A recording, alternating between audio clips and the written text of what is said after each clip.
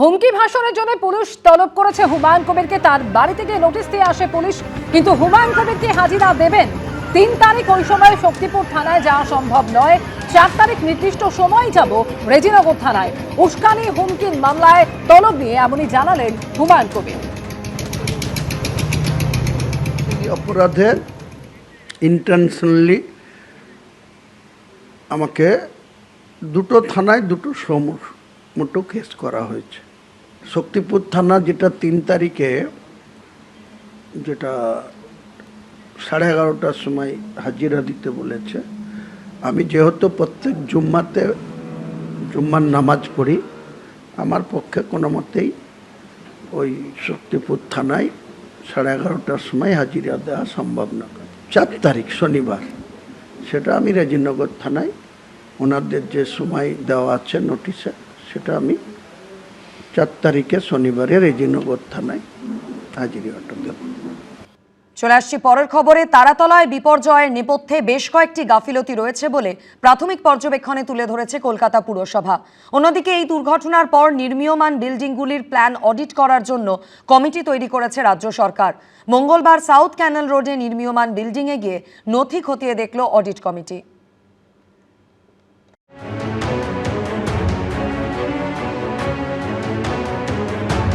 তারাতলায় নির্মীয়মান godown ভেঙে মৃত্যু মিছিল। রোজগেরে সদস্যদের হারিয়ে অকুল পাথারে বহু পরিবার। আর তাদের কান্নায় যে প্রশ্নটা বারবার ফিরে আসছে তা হলো, এই বিপর্যয়ে দায় কার? কার গাফিলতিতে এতগুলো প্রাণ গেল? এই আবহে কলকাতা পুরসভার প্রাথমিক পর্যবেক্ষণে সামনে এসেছে ভয়ঙ্কর তথ্য। তুলে ধরা হয়েছে বেশ কয়েকটি গাফিলতির কথা। কলকাতা পুরসভার তরফ থেকে এইখানের যে প্রজেক্ট রয়েছে তারাতলার, সেটা দেখার পর যে রিপোর্ট জমা হয়েছে তাতে বেশ কয়েকটা গাফিলতির কথা উঠে এসছে। যার মধ্যে একটা হচ্ছে construction structure was lack of appropriate steel frame, সেটা বলা হচ্ছে। দ্বিতীয় বলা হচ্ছে improper reinforcement concrete with not proper thickness. 3 নম্বরে যেটা বলা হচ্ছে the distance between steel column were wider and deviated from the sanction plan.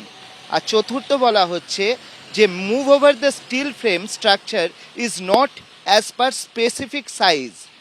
এই 4টে পয়েন্টের কথা বলা হচ্ছে। অর্থাৎ যে প্ল্যান অনুযায়ী বলা হয়েছিল, যে প্ল্যানের কথা বলা হয়েছিল, সেই অনুযায়ী কাজ হয়নি। পুরসভার বিল্ডিং বিভাগের দাবি, পোক্ত ইস্পাতের কাঠামোর উপর গোডাউনটি গড়ে না তোলায় হুড়মুড়িয়ে ভেঙে পড়েছে সেটি। রিইনফোর্সড কংক্রিট প্রয়োজন অনুযায়ী যথেষ্ট পুরু ছিল না। বিল্ডিং প্ল্যানের নকশা মেনে রাখা হয়নি স্টিল কলামগুলোর মাঝের দূরত্ব। একটি কলামের সঙ্গে অন্যটির তফাৎ তুলনামূলকভাবে বেশি ছিল।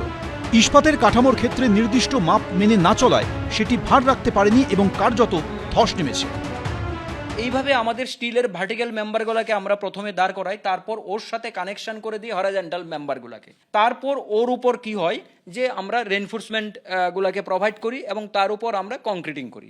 এবার ধরুন আপনার আইএসএমবি 500 দরকার, আপনি করে দিয়েছেন কত 300, তার মানে এটা কমে গেল, 500-এর জায়গায় 300 হয়ে গেল, ছোট হয়ে গেল। তার মানে এটাকে আমরা বলি ইনএডিকুয়েট মেম্বার। এবার এডিকুয়েসি যদি বলতে হয় তাহলে আমাদের হচ্ছে যতটা দরকার ততটা প্রোভাইড করা হয়নি অ্যাকর্ডিং টু দিস রিপোর্ট।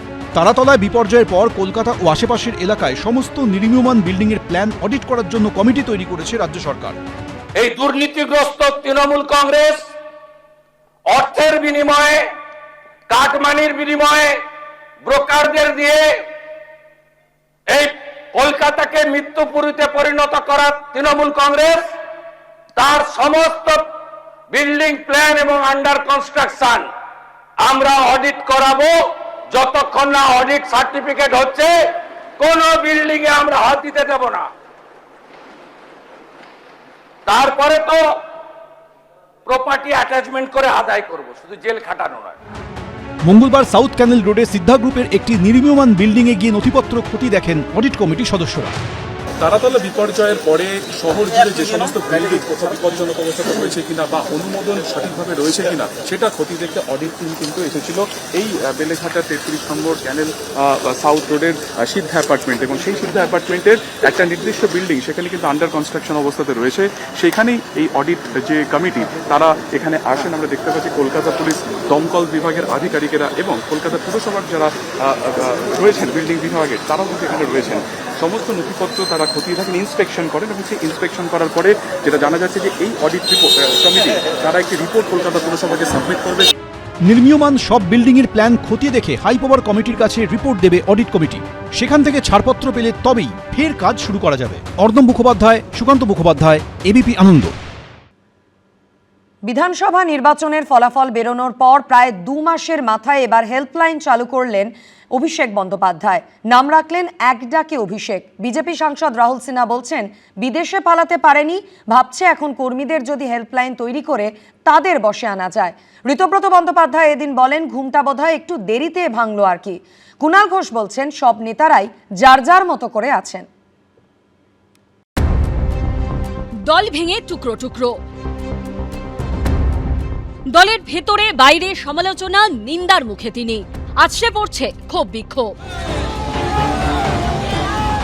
এই প্রেক্ষাপটে বিধানসভা নির্বাচনের ফলাফল বেরোনোর পর প্রায় 2 মাসের মাথায় হেল্পলাইন চালু করলেন অভিষেক বন্দ্যোপাধ্যায়।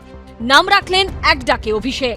মঙ্গলবার নিজেই সোশ্যাল মিডিয়ায় সে কথা জানিয়েছেন ডায়মন্ড হারবারের সাংসদ মমতা বন্দ্যোপাধ্যায়। অভিষেক বন্দ্যোপাধ্যায় ছবি দেওয়া এই পোস্টে লেখা রয়েছে, নির্বাচন পরবর্তী হিংসায়, বিজেপির অত্যাচারে ঘরছাড়া, নিপীড়িত এবং রাজনৈতিক উদ্দেশ্যে মিথ্যে মামলায় জড়িত কর্মীদের সুবিধার্থে যে কোনো আইনি সহায়তার জন্য যোগাযোগ করুন এক ডাকে অভিষেক। ভোটে ভরাডুবির 26 দিন পর সোনারপুরে দলীয় কর্মীর বাড়িতে যাওয়ার সময় রোষের মুখে পড়েছিলেন অভিষেক বন্দ্যোপাধ্যায়।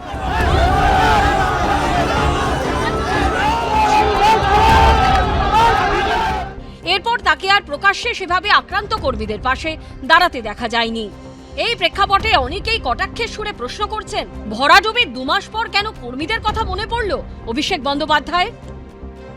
ও দৌড়ে বেড়াচ্ছে, ওর পিয়ে দৌড়ে বেড়াচ্ছে, বিদেশে পালিয়ে যাওয়ার ছক করেছিল, আদালত অভিষেক ব্যানার্জিকে অনুমতি দেয়নি, যে কারণে যখন বিদেশে পালাতে পারেনি, আর এমপি এমএলএ নেতা যখন ভেগে গেছে পার্টি থেকে, ভাবছে এখন কর্মীদের যদি হেল্পলাইন তৈরি করে তাদের বশে আনা যায়। আমাদের এই টিমে অনেক এমএলএ আছেন যারা বাড়ির সোনা বা অন্য জিনিস বন্ধক রেখে এই কর্মীদের জামিন করেছেন। 2 মাস বাদে কারুর যদি ঘুম ভাঙে, অনলাইনে তো সে ফিলাডেলফিয়াতে বসেও খোঁজ নেওয়া যেতে পারে। তা আমার শুধু অনুরোধ, যে এইসব হলো, কিন্তু যে 4 টাকার 1 টাকা খরচ হলো চার্টার্ড ফ্লাইটে, বা টাকা, যে টাকা, সেই টাকা কর্মীদের কাছে পৌঁছে দিলে যে কর্মী আক্রান্ত তার মামলার খরচ, ঘুমটা বোধহয় একটু দেরিতে ভাঙলো আর কি। দলের নম্বর 2 অভিষেক বন্দ্যোপাধ্যায়ের এই উদ্যোগ নিতে কি দেরি হয়ে গেল? সব নেতারাই যার যার মতো করে আছেন।